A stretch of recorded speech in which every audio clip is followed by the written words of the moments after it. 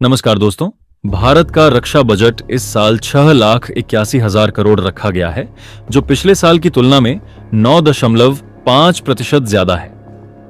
लेकिन सवाल यह है कि क्या यह बजट टू फ्रंट वॉर की संभावनाओं को ध्यान में रखते हुए पर्याप्त है? क्योंकि भारत अकेला ऐसा देश है जो दो परमाणु संपन्न देशों चीन और पाकिस्तान के साथ लगातार संघर्ष की स्थिति में रहता है। अगर हम तुलना करें तो ऑफिशियली चाइना अपना रक्षा बजट लगभग 235 बिलियन डॉलर बताता है, लेकिन मीडिया रिपोर्ट के अनुसार यह 475 बिलियन डॉलर से ज्यादा है, जो भारत के मुकाबले काफी ज्यादा है। पाकिस्तान का रक्षा बजट करीब 8 बिलियन डॉलर है, जो भारत के मुकाबले बहुत कम है, लेकिन इसे चीन का समर्थन हासिल है। इसका मतलब है कि पाकिस्तान भले ही अलग से उतना बड़ा खतरा न लगे, लेकिन चीन के साथ मिलकर यह एक गंभीर चुनौती बन जाता है। अगर हम सिर्फ इंडिया की डिफेंस बजट की अमाउंट को देखें तो यह बहुत बड़ी लगती है, लेकिन जब इसे विभाजित किया जाता है तो साफ हो जाता है कि इसमें से बहुत बड़ा हिस्सा सैनिकों की सैलरी, पेंशन और अन्य राजस्व खर्चों में चला जाता है। इस बार का रेवेन्यू एक्सपेंडिचर, यानी कि जो पैसा सैन्य कर्मियों के वेतन, भत्तों और अन्य खर्चों में जाएगा, वह 4 करोड़ 90 लाख रुपए से भी अधिक है। इसके बाद जो बचता है वह कैपिटल एक्सपेंडिचर, यानी कि नए हथियार, टेक्नोलॉजी, रिसर्च और डेवलपमेंट पर खर्च किया जाने वाला पैसा, जो करीब 1,90,000 करोड़ के आसपास आता है। अगर हम इस बजट से छठी पीढ़ी के फाइटर जेट्स या अत्याधुनिक हथियारों की खरीद की बात करें तो यह रकम पर्याप्त नहीं है, क्योंकि F-35 जैसे फाइटर जेट्स या सू-30 जैसे एडवांस्ड जेट्स को खरीदने और मेंटेन करने में भारी खर्च आता है। और सिर्फ खरीदना ही काफी नहीं, इनके स्पेयर पार्ट्स, मेंटेनेंस और ट्रेनिंग पर भी बड़ा खर्च आता है। DRDO को इस साल 26,800 करोड़ आवंटित किए गए हैं, जो पिछले साल के मुकाबले ज्यादा है, लेकिन यह अब भी कम है, क्योंकि भारत को स्वदेशी रक्षा उत्पादन और रिसर्च में और अधिक निवेश करने की जरूरत है।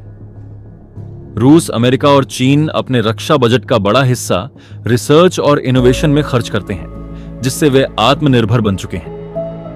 भारत को भी DRDO और अन्य रक्षा संगठनों को ज्यादा संसाधन देने होंगे, ताकि हम अपने अत्याधुनिक हथियार खुद बना सकें और रक्षा आयात पर निर्भरता कम कर सकें। डिफेंस एक्सपोर्ट्स के मामले में हमें रूस से सीखना चाहिए। भारत की GDP रूस से ज्यादा है, लेकिन रूस का रक्षा बजट भारत से काफी बड़ा है। रूस 140 बिलियन डॉलर से ज्यादा रक्षा पर खर्च करता है, जो उसकी कुल GDP का बड़ा हिस्सा होता है।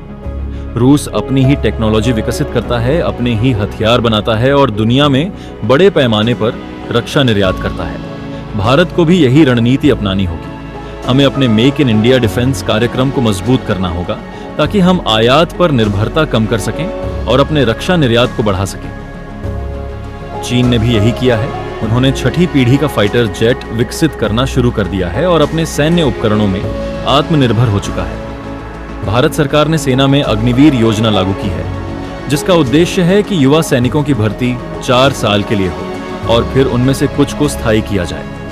इससे सरकार पर पेंशन और वेतन का बोझ कम होगा और ज्यादा पैसा तकनीकी अपग्रेडेशन और नए हथियारों पर खर्च किया जा सकेगा। लेकिन इसके साथ ही यह भी जरूरी है कि अग्निवीरों को अच्छी ट्रेनिंग और भविष्य की सुरक्षा मिले, ताकि वे पूरी दक्षता से काम कर सकें।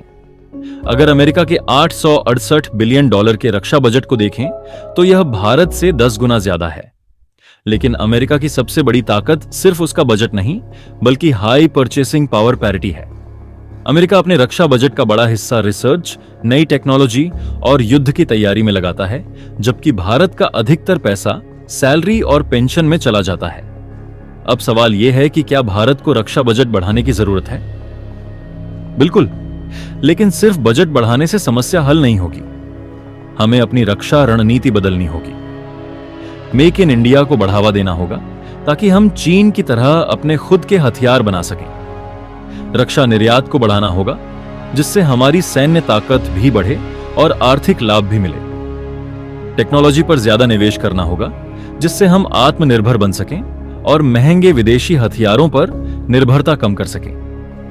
भारत का 6,81,000 करोड़ का रक्षा बजट बहुत बड़ा जरूर है, लेकिन इसे और स्मार्ट तरीके से खर्च करने की जरूरत है। 2 मोर्चों पर लड़ने के लिए हमें अत्याधुनिक हथियारों, टेक्नोलॉजी और आत्मनिर्भरता की जरूरत है। हमें रूस और अमेरिका से सीखना होगा और आयात पर निर्भरता कम करनी होगी। तभी हम चीन और पाकिस्तान के खतरों का सामना बेहतर तरीके से कर पाएंगे। अगर आपको ये वीडियो पसंद आया हो तो इसे लाइक करें, शेयर करें और अपने विचार कमेंट में जरूर बताएं। चैनल को सब्सक्राइब करें ताकि आप हमारे आने वाले वीडियो मिस न करें। धन्यवाद।